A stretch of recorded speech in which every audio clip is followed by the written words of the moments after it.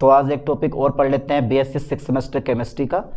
Kirchhoff equation क्या होती है और किरचॉफ इक्वेशन को आप किस प्रकार डेरिवेट करोगे, आज सब कुछ इस लेक्चर में कवर करने वाले हैं। एक मोस्टली इंपॉर्टेंट टॉपिक है, तो छोड़ना बिल्कुल नहीं है इस टॉपिक को। जिस तरह से सूरज पूरब से उदय होता है उस तरह से ये क्वेश्चन पेपर में रखा हुआ मिलेगा, चाहे कुछ आए या ना आए, पर ये किरचॉफ इक्वेशन हर साल पेपर में आती है। इसलिए नोटबुक पेन साथ लेके बैठे, जो मैं बोलूँगा और प्रूफ करवाऊंगा वो सब नोट करते रहे, और साथ साथ में जो मैं अलग से कुछ डेफिनेशन बताऊंगा, जो वर्ड इस इक्वेशन को प्रूफ करने में यूज होंगे ना, उन वर्ड को भी मैं आपको बताऊंगा। वो वर्ड की परिभाषा यानी कि उन शब्दों की परिभाषा आपको नोट करते रहना, तभी असली मजा आएगा पढ़ाई में।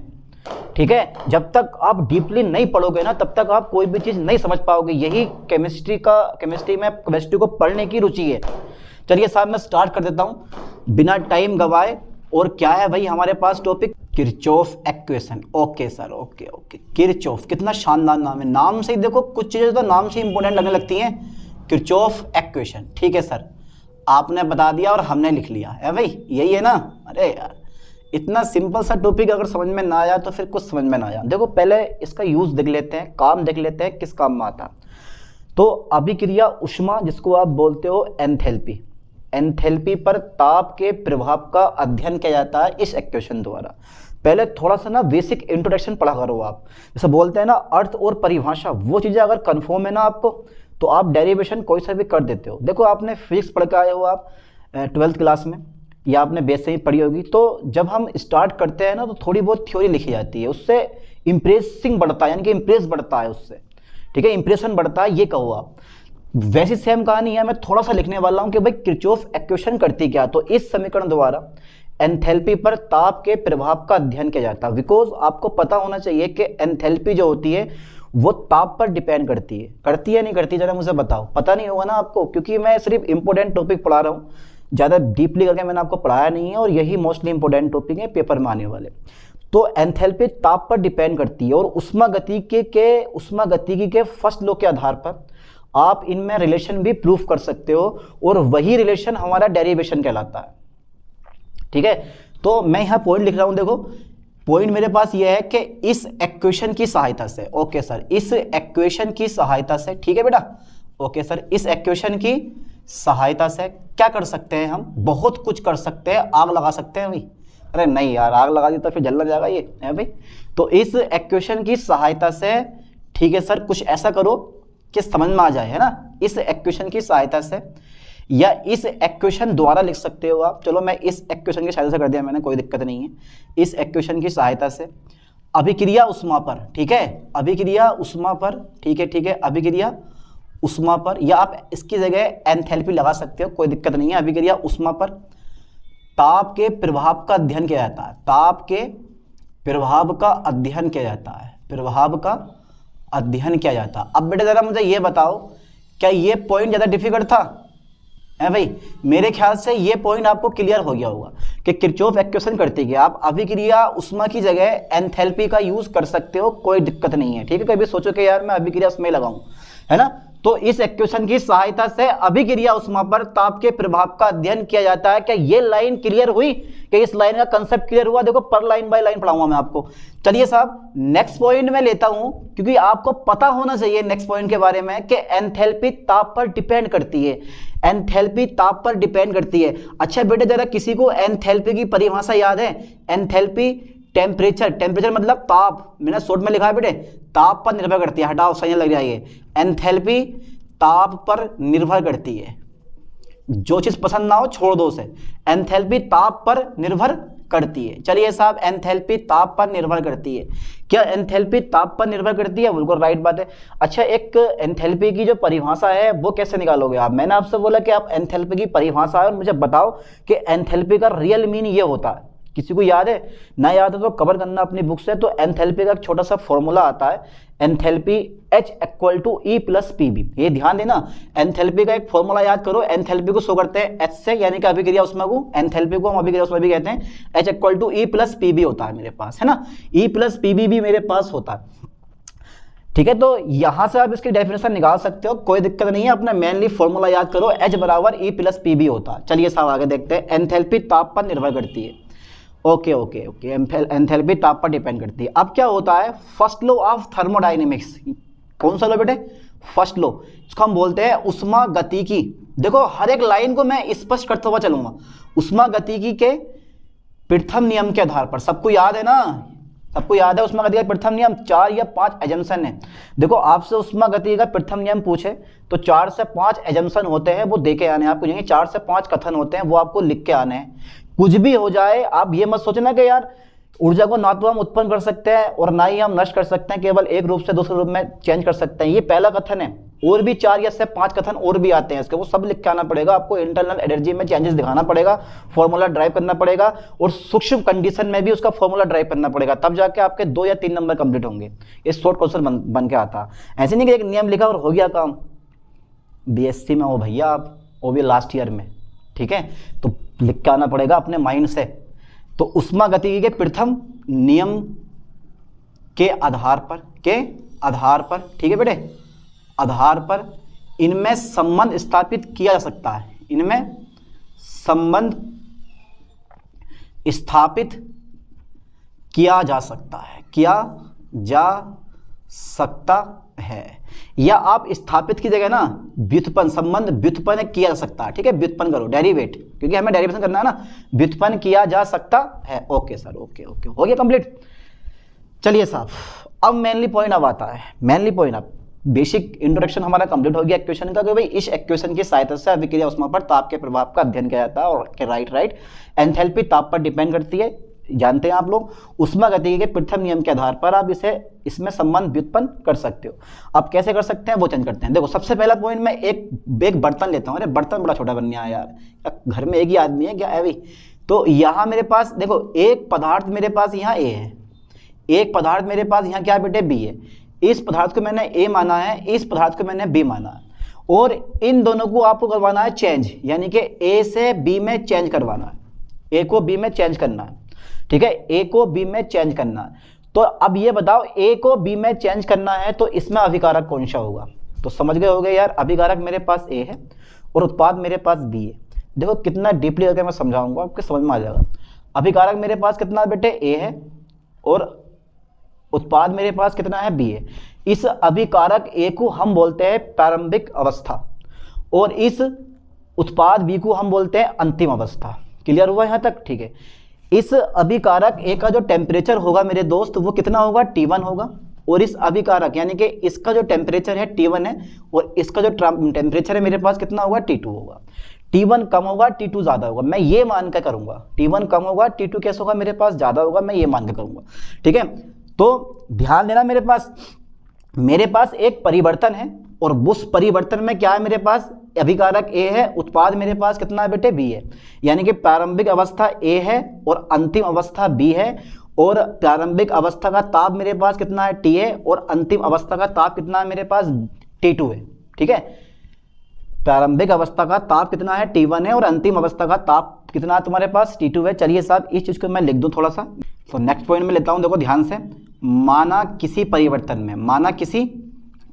में, ठीक है सर, माना किसी परिवर्तन में, ओके ओके ओके, जरा बेटा लाइन पे ध्यान देना।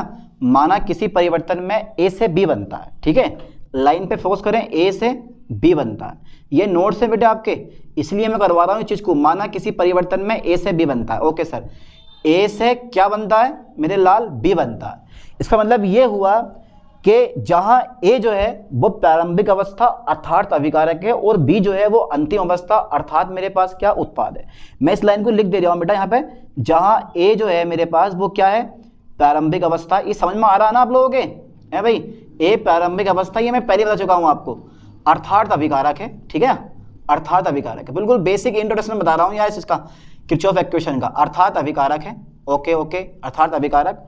और बी जो है मेरे पास वो है बेटा अंतिम अवस्था। लाइन पे ध्यान देना, अंतिम अवस्था, ओके सर ओके, अंतिम अवस्था अर्थात मेरे पास क्या है? उत्पाद बी है, अर्थात मेरे पास क्या? उत्पाद है। ठीक है, तो यहाँ ए अभिकारक हुआ और बी जो है वो मेरे पास क्या हुआ? उत्पाद हुआ। क्लियर हो गया यहाँ तक? ठीक है, अब बात यह है कि जो ये सिस्टम है, यानी कि जो ये प्रोसेस है, उसको मैं ए से प्रारंभ करूंगा और बी पे खत्म करूंगा। ये तो मतलब हुआ ना सर क्लियर ही कि आपने सर ए से प्रारंभ करा है, और यानी कि जब कोई रेस होती है तो रेस का एक बिंदु मेरे पास ये होता है, ये प्रारंभिक बिंदु होता है, और ये वाला कौन सा होता है, अंतिम बिंदु होता है। जब रेसर यहां से दौड़ के यहां पहुंचता है ना, तो ये प्रारंभिक अवस्था है और ये वाली कौन सी अवस्था है मेरे पास, अंतिम अवस्था है।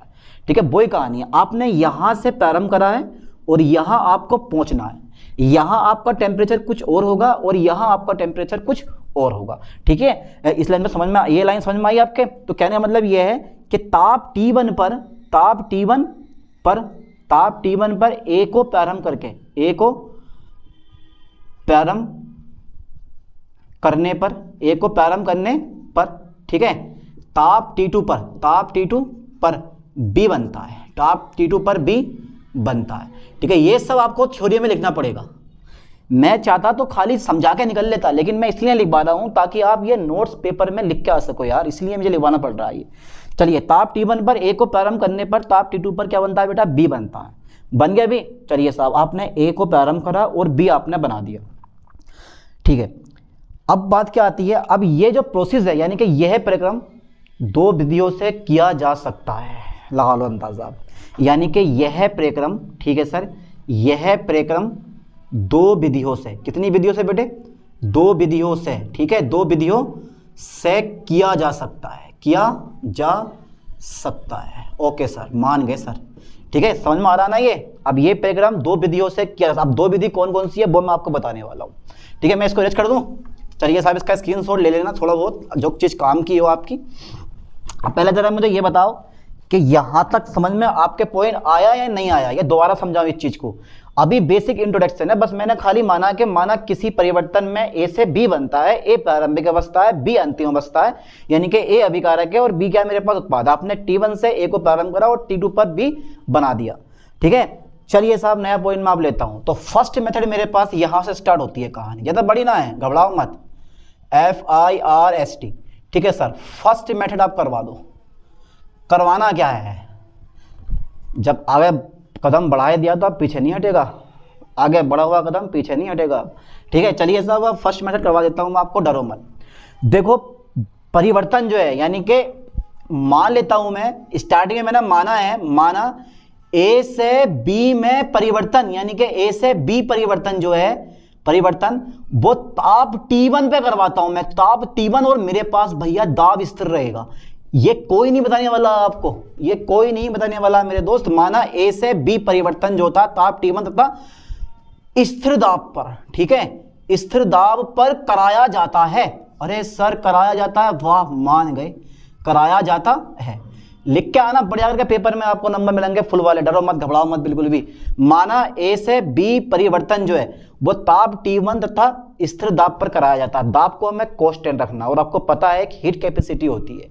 हीट कैपेसिटी दो प्रकार की होती है, एक होती है यानी कि heat capacity at constant pressure and heat capacity at constant volume. दोनों के मान अलग अलग होते हैं। ठीक है, दोनों के फॉर्मूले अलग अलग आते हैं, और पता भी ये आपको पढ़ रखा है, आपने ना पढ़ा हो तो एक बार वीडियो देख लेना, बढ़िया करके समझ में आ जाएगा। चलिए साहब, मैं आगे बढ़ाता हूं। अब देखो, आपने ए से बी परिवर्तन ताप T1 तथा स्थिर दाब पे करवाया। ध्यान देना, ताप T1 पे करवा रहा हूं और मेरे पास प्रेशर क्या है, कांस्टेंट है। दो पॉइंट बढ़िया करके नोट कर लेने हैं। ओके, तो भैया जब प्रेशर कांस्टेंट है तो हीट कैपेसिटी कौन सी वाली आएगी, CP आएगी, क्योंकि प्रेशर कांस्टेंट है और heat capacity at constant pressure, simple सी बात है, CP होता है, तो यहाँ पे CP आ जाएगा। लेकिन उससे पहले मुझे एक चीज और बतानी है आपको कि ताप T1 पर अवशोषित ऊष्मा जो होगी वो अंतिम और प्रारंभिक अवस्थाओं की एंथैल्पी के अंतर के बराबर होगी। क्या ये लाइन भी मैं लिखवा दूं, ताप T1 पर अवशोषित ऊष्मा, यानी कि जो ऊष्मा हीट आपने दी है। अरे आपने बोला कि भाई मेरे पास दो बर्तन थे ये वाले, एक बर्तन ये वाला, एक बर्तन ये वाला, ठीक है, इसमें ताप T1 था, इसमें ताप T2 था। आपने ताप बढ़ाया, जब ताप बढ़ाओगे तो हीट बढ़ेगी, सिंपल सी बात है। टेम्परेचर बढ़ाओगे तो हीट बढ़ेगी, बढ़ेगी नहीं बढ़ेगी? अगर बताओ मैं गलत कह रहा हूं? जितना आप टेम्परेचर बढ़ाओगे इतनी ज्यादा हीट बढ़ेगी, सिंपल सी बात है। तो मेरे पास जो लाइन है उस लाइन पे बिकॉज ध्यान देना है कि भाई ताप T1 पर अवशोषित ऊष्मा, ठीक है सर, अवशोषित ऊष्मा, ठीक है सर, मैंने मान लिया आपसे अवशोषित ऊष्मा, ठीक है, अंतिम तथा प्रारंभिक, ओके, अंतिम तथा प्रारंभिक, ठीक है सर, अंतिम तथा प्रारंभिक दिख रहा ना, ये मैं दिखाई दे रहा हूं, अरे दिख रहा हूँ, थोड़ा बहुत दिखाई दे रहा हूँ। ताप T1 पर अवशोषित उष्मा अंतिम तथा प्रारंभिक अवस्थाओं, बोलो अवस्थाओं, ठीक है, अवस्थाओं की एंथैल्पी, ओके सर, की एंथैल्पी के अंतर के बराबर होगी, अंतर के बराबर होगी, ओके सर, के बराबर होगी। लो बेटे हो गया तुम्हारा काम, बस एक फर्स्ट मेथड समझ गए तो सेकंड मेथड अपने आप कर लोगे। सेकेंड मेथड में कुछ नहीं है, बिल्कुल सेम टू सेम ऐसे ही होगा। चलिए साहब मैं आगे बढ़ाता हूं। तो ताप T1 पर अवशोषित उष्मा जो है अंतिम तथा प्रारंभिक अवस्थाओं की एंथैल्पी के अंतर के बराबर होगी, यानी कि अंतिम अवस्था B है और प्रारंभिक अवस्था A है, और डेल्टा H1 मेरे पास कितना हो गया बेटे, फर्स्ट हो गया। क्या ये टॉपिक यहां तक क्लियर हुआ? हो गया। अब तापमान बढ़ा दो, यानी कि तापमान बढ़ चुका है, आप हीट दे चुके हो, यानी कि ताप A का ताप T1 से T2 बढ़ाया जाता है, क्योंकि हीट आपने दे दी है, टेम्परेचर बढ़ गया है, और A का ताप कितना हो गया तुम्हारे पास, T1 से T2 आपने कर दिया है, तो तापमान वृद्धि से भी क्या होगी तुम्हारे पास, उष्मा में वृद्धि होगी। ठीक है, देखते हैं कितनी वृद्धि होगी, देखो जरा ध्यान से बेटे। यानी कि A का ताप T1 से T2 बढ़ाया जाता है, T1 से T2 बढ़ाया जाता है, तब क्या होने वाला है, तब क्या होने वाला है, A का ताप T1 से T2 बढ़ाया जाता है, तब तापमान वृद्धि से, यानी कि तब इस ताप वृद्धि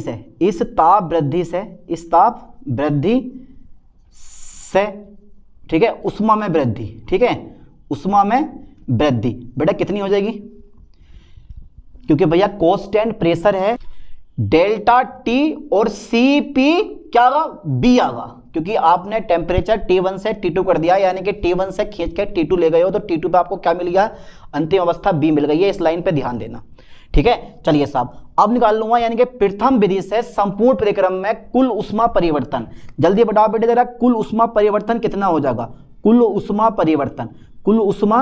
परिवर्तन ये समझ में आया। बी क्यों आया, बी इसलिए आया क्योंकि आपने क्या करा, T1 से T2 टेम्परेचर कर दिया है, तो T2 पे मुझे क्या मिल गया, B मिल गया, इसलिए मेरे पास क्या गया, ये B मिल गया। चलिए साहब कुल उष्मा परिवर्तन मेरे पास कितना आ जाएगा मेरे दोस्त, अरे डेल्टा H1 को जोड़ दो और भैया डेल्टा T और मेरे पास कितना है CPB, ठीक है, ये मेरे पास क्या आ गया, कुल उष्मा परिवर्तन आ गया। ठीक है, लाइन पे ध्यान देना, फर्स्ट मेथड से इस परिक्रम में उष्मा में परिवर्तन delta H1 plus delta T CPB हो गया। चलिए साहब अब मैं लेता हूं सेकंड परिवर्तन, ठीक है बेटा, ये पहला था, अब मेरे पास कौन सा आ गया, सेकंड मेथड आ गया। ओके सर, सेकंड मेथड में क्या करने वाले हो, कुछ नहीं करने वाला हूं मैं, कुछ भी नहीं करने वाला हूं, बस एक लाइन बताऊंगा समझ जाओगे। यानी कि मान लेते हैं हम, माना, क्या मानोगे सर आप, माना A से B परिवर्तन, यानी कि A से A चेंज टू B परिवर्तन जो है मेरे दोस्त, परिवर्तन वो स्थिर, यानी कि ताप T2, लाइन पे ध्यान देना, उल्टा कर दिया मैंने, ताप T2 तथा स्थिर दाब पर कराया जाता है, स्थिर दाब पर कराया जाता है। ठीक है, तो यार कराया जाता, तो मैं इतना बड़ा लिखूंगा लैंग्वेज, तो इतनी बड़ी लैंग्वेज ना लिख के, ध्यान देना उल्टा कर दिया मैंने। अब तो माना A से B परिवर्तन जो है ताप T2 तथा स्थिर दाब पर कराया जाता, ध्यान देना। अब मैं ताप T2 पर करवाऊंगा, ताप T2 पर करवाऊंगा तो सारी कहानी उल्टी होगी। उल्टी का मतलब ये कि इसको जरा पहले स्क्रीनशॉट ले लो, उतार लो, क्योंकि मैं इसको इरेज करने वाला हूं। ठीक है, कर दूं इरेज, अरे बोल दे करो यार सर, कर दो इरेज, कर दें, लो साफ कर दिया भाई, कुछ नहीं है इसमें, बिल्कुल सिंपल सा पॉइंट है बेटे, आराम से समझ जाओगे, बिल्कुल आराम से। देखो जरा, चलो साहब देखते हैं आगे, अब आगे देख लेते हैं। अब चलिए साहब हो गया था, देखो माना A से B परिवर्तन ताप T2 तथा स्थिर दाब पर कराया जाता है, करवा दिया। ठीक है, देखो कुल उष्मा परिवर्तन, ठीक है, कितना हो जाएगा, अब एक बार खुद से दिमाग लगाओ बेटे, कितना हो जाएगा, तो डेल्टा H2 होगा मेरे पास प्लस डेल्टा T और CPB हो जाएगा मेरे पास। ठीक है, CPA हो जाएगा मेरे पास। ठीक है, ये मेरे पास आ जाएगा। आप चाहो तो खुद से थ्योरी लिखना अपने आप, बिल्कुल सेम यही कहानी उतार देनी है, जहां T1 है वहां T2 और जहां T2 है वहां T1 कर देना, आपको बाकी कोई बदलाव नहीं करना, पक्का। ठीक है, देखो H1 की जगह H2 कर देना है और B की जगह A कर देना। अगर मन कर रहा है तो इसके नीचे सेम टू सेम यही उतार देना, T1 की जगह T2 और T2 की जगह T1 आ जाएगा। जहां तुम्हारे पास B होगा वहां A, जहां A होगा वहां B आ जाएगा। ठीक है, कर दोगे ना इसको कंप्लीट? चलो रहने दो इतने, तुम तो ना तो इतने लिखो, कौन लिखता लगा इतनी लंबी थ्योरी इसकी, ठीक है, ऐसे शॉर्टकट मार दो समझ जाओगे। तो जहां मेरे पास H1 था वहां H2 आ गया, जहां मेरे पास B था वहां कितना आ गया बेटे, A आ गया, ठीक है। चलो आगे देखते हैं अब उष्मा गतिकी के प्रथम नियम से, ये समझ में आ गया ना, ये बताओ यहां तक आ गया होगा, ठीक है। अब देखो उष्मा गतिकी के, ठीक है, उष्मा गतिकी के प्रथम नियम से, ओके, उष्मा गतिकी के प्रथम नियम से, प्रथम नियम से। अच्छा ये बताओ बेटे उष्मा गतिकी का प्रथम नियम क्या होता है? आपने याद कर रखा, Q बराबर, बताओ Q बराबर E प्लस PB, है ना, यही तो होता है, या डेल्टा Q बराबर delta U plus P into DB, ये उष्मा गति का फर्स्ट लॉ होता है, इसलिए तो बोल रहा हूँ उष्मा गति का प्रथम नियम बहुत जरूरी है, याद कर लो, रट लो, समझ लो इस चीज को। चलिए साहब आगे बढ़ाता हूं मैं। अब उष्मा गति के प्रथम नियम से दोनों परिक्रम, जो दोनों मेथड हुए हैं, दोनों मेथड में जो उष्मा का ट्रांसफर होता है वो सेम होता है, कोई परिवर्तन नहीं होता, यानी कि डेल्टा H1 जो है वो प्लस डेल्टा T CPB और बराबर delta H2 plus delta T CPA के बराबर होगा, ठीक है, CPA के बराबर होगा। अच्छा ठीक है, अब मुझे H2 में से H1 घटाना होगा, तो देखो ये प्लस का है बराबर के इधर ले जाऊंगा माइनस में पहुंचेगा, और जो प्लस का है बराबर के इधर काय में आ जाएगा, माइनस में आ जाएगा। कुछ इस तरह से मैं इसको यहां पे कर सकता हूं, देखो जरा ध्यान से बेटे, डेल्टा T, अच्छा समझ जाओगे आप, इतने मतलब कमजोर भी नहीं हो पढ़ाई में, ठीक है, कि इस चीज को ना समझ पाओ। तो मैं यहां कर दूंगा डेल्टा H2 माइनस का डेल्टा H1 बराबर डेल्टा T CPB और माइनस के डेल्टा T CPA। अच्छा ये बताओ, ये समझ में आया? मैंने कुछ नहीं करा, इस वाले प्लस वाले को इधर ले गया हूं और इस प्लस वाले को मैं इधर माइनस में ले आया हूं, ठीक है, फिर मैंने इधर वाला इधर लिख दिया, इधर वाला उठा के इधर लिख दिया, एक स्टेप मैंने बचा दिया। इसको मैं ऐसे लिखूंगा डेल्टा H2 माइनस के डेल्टा H1, ओके, और यहां से मैं डेल्टा T कॉमन ले लूंगा, ठीक है सर, ले लिया आपने, CPB minus delta T CPA, ठीक है, ये आ गया मेरे पास। ओ माय गॉड, यहां पे डेल्टा T नहीं आएगा, खाली माइनस आएगा, डेल्टा T कॉमन आ गया। अब गुणा वाला काय में आ जाएगा इधर को, भैया इधर को गुणा वाला, हाँ, अरे गुणा वाला सर भाग में आ जाएगा इधर को, लो साहब हम गुणा वाला भाग में ले आए, अंदर क्या रह गया, CPB और माइनस CPA, ठीक है, CPA, ओके। अच्छा सर, ओके ओके ओके, खुश, आप भी खुश, हम भी खुश, मजा आ गया सर। अब तो सर कुछ भी ना है इसमें, कुछ भी ना है, अरे बहुत कुछ बचा है अभी। डेल्टा CP, डेल्टा CP मैंने लिखा है, जहां डेल्टा CP क्या है जरा मुझे बताओ बेटे, जहां डेल्टा CP क्या चीज है, ये आप खुद से लिखोगे कि सर अंतिम और प्रारंभिक अवस्थाओं की उष्माधारिता में अंतर है, ठीक है, यानी कि अंतिम तथा प्रारंभिक, अंतिम तथा प्रारंभिक, ठीक है, उष्माधारिता में अंतर, ठीक है। आप चाहते हो तो डेल्टा CP की जगह डेल्टा CP बराबर CPB माइनस CPA भी लिख सकते हो, लेकिन कोई दिक्कत नहीं है, क्योंकि इसकी जगह हमने ये लिखा है, इसकी जगह हमने ये लिखा है डेल्टा CP, ठीक है, तो ये मैंने डायरेक्ट कर दिया कि डेल्टा CP बराबर अंतिम तथा प्रारंभिक उष्माधारिताओं में क्या बेटे, अंतर है। या आप भी थोड़ा सा लिख सकते हो कि डेल्टा CP क्या है, अंतिम तथा प्रारंभिक अवस्थाओं लिख सकते हो, यहाँ पे अवस्थाओं, ठीक है, अवस्थाओं की उष्माधारिता में अंतर है, ठीक है, ऐसा करके लिखो, उष्माधारिता, इससे और अच्छा लगेगा, उष्माधारिता में अंतर है, ठीक है, हो गया कंप्लीट। चलिए साहब अब एक लाइन में और लिखवाने वाला हूं। अब मुझे देखो ये डेल्टा है, अब डेल्टा कॉमन मत ले लियो, कभी सोचो कि यार कॉमन मिल जाएगा डेल्टा और डेल्टा से डेल्टा कट जाएगा, ऐसा नहीं होता कभी भी, बहुत से बच्चे कर देते हैं एग्जाम में, जब बच्चे कॉपी लिख काम है तो कुछ तो ऐसे होना है कि डेल्टा कॉमन लिए पड़े हैं, तो ऐसे कॉमन नहीं लेना, ठीक है। तो इसी इक्वेशन को, इसको आप समीकरण नंबर 1 मत बनाना, अब जो हमारी इक्वेशन आ गई इसको मैं लिख सकता हूं डेल्टा H, ठीक है, upon del T equal to delta, हाँ 8 कांस्टेंट प्रेशर है मेरे पास, 8 constant pressure equal to delta CP, ठीक है बेटे। इसको मैं ऐसे भी करके लिख सकता हूं, कोई दिक्कत नहीं है, इसको आप ऐसे भी लिख लोगे, डर तो नहीं लग रहा ना भैया, जो डर गया वो मर गया। एक सिंपल सा टॉपिक था, समझने में इतना डिफिकल्ट नहीं है। अगर इसको आप डेल में कन्वर्ट करोगे तो delta H upon delta T at constant pressure P are equal to delta CP, क्योंकि मैंने पहले ही बोल दिया है कि A से B में परिवर्तन स्थिर दाब पर होगा। दाब तो स्थिर रहेगा लेकिन ताप T1 पे भी हो सकता है और ताप T2 पे भी हो सकता है। फर्स्ट मेथड में ताप T1 पे और सेकंड मेथड में ताप T2 पर है। चलिए साहब आगे देखते हैं। और इस समीकरण को, इसको मैं रेज कर दूं अब, है भाई, इसका स्क्रीनशॉट ले लिया होगा आपने, कर दें इसको रेज, कर दो सर, कोई दिक्कत नहीं है, जैसा आप चाहो वैसा कर दो। है भाई, आप लोगों ने तो भैया मुझ पर छोड़ दिए, धन्यवाद आप लोगों का। चलिए साहब, इस समीकरण को हम किरचॉफ इक्वेशन कहते हैं। मेनली समीकरण हमारी आ गई है, इस समीकरण को हम क्या बोलते हैं, इस समीकरण को किरचॉफ इक्वेशन कहते हैं। ठीक है, इस समीकरण को किरचॉफ इक्वेशन कहते हैं, ओके सर, ओके। इस समीकरण को हम किरचॉफ इक्वेशन कहते हैं। ना समझ में आई? अरे आ गई होगी समझ में। इतना सिंपल सा टॉपिक अगर समझ में ना आया तो फिर क्या समझ में आया, फिर अगर ये टॉपिक समझ में ना आया तो। चलिए साहब, इस समीकरण को हम किरचॉफ इक्वेशन कहते हैं। बहुत ही बढ़िया इक्वेशन है। अब थोड़ी सी कहानी और लिख सकता हूँ। अच्छा, मैं इस डेल को डी में चेंज कर सकता हूँ?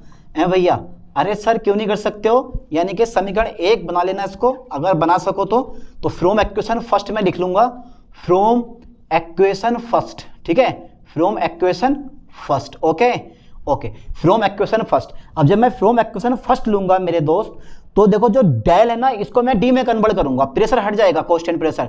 तो डी में जब मैं कन्वर्ट करूंगा तो डी डेल्टा एच मेरे पास मुझे ऐसे मिल जाएगा, ये मिल गया डी डेल्टा एच। ठीक है, और ये जो भाग वाला डी टी है वो इधर कहाँ पहुंच जाएगा, गुणा में पहुंच जाएगा, यानी कि डेल्टा सीपी ऐसी रहेगा इंटू डी टी मेरे पास ये आ जाएगा। अब देखो ताप T1 तथा T2 पर, ताप T1 तथा T2 पर दोनों पक्षों का, किसका बेटे, दोनों पक्षों का समाकलन करने पर बायोलॉजी वाले बच्चे भैया, जिनके पास बायोलॉजी है, जिनके पास जीव विज्ञान और कौन सी विज्ञान होती है, एक और होती है जीव विज्ञान और वनस्पति विज्ञान, जूलॉजी एंड बॉटनी है, उनके लिए तो बड़ा डिफिकल्ट होने वाला है, क्योंकि मैथमेटिक्स है इसमें भैया प्योर। चलिए साहब आगे देखते हैं। कर दिया समाकलन, समाकलन करने में क्या, इससे डरे हैं हम समाकलन से? हैं भाई, डरते हो आप लोग? डेल्टा सीपी यहाँ से कांस्टेंट आ जाएगा, क्योंकि इसका होने वाला है नहीं, T1 से T2 और कितना रहेगा मेरे पास, DT रहेगा। ठीक है, इसको मैंने डेल को डी में कन्वर्ट करा, डेल को मैंने डी में कन्वर्ट करके भाग वाला मैं गुणा में ले आया हूँ और कुछ इस तरह से मैंने इसको लिख दिया। ठीक है, ऐसा करके फिर दोनों पक्षों का मैंने ताप T1 से T2 पर समाकलन कर दिया। अब क्या होने वाला, समाकलन डी को खा जाएगा, खत्म बिल्कुल। तो मेरे पास क्या रह जाएगा, डेल्टा एच बच जाएगा मेरे दोस्त। डेल्टा सीपी ऐसे के ऐसे लिख दो आप लोग। करोगे समाकलन तो मरोगे। तो डी जो है ना, डी हटा दो, इसका भी मेरे पास क्या आ जाएगा, टी आ जाएगा, और T1 से T2 मेरे पास लिमिट आ जाएगी। अरे भैया ये तो सर बिल्कुल इजी निकला, खोदा चौहाड़ निकली चुईया है भाई, खोदा पहाड़ निकली चुईया वाला हिसाब है बिल्कुल। डेल्टा सीपी और भैया अपर लिमिट लगा दो, upper limit minus lower limit T2 minus के T1। ठीक है, यानी कि डेल्टा एच हमारा ये आ गया।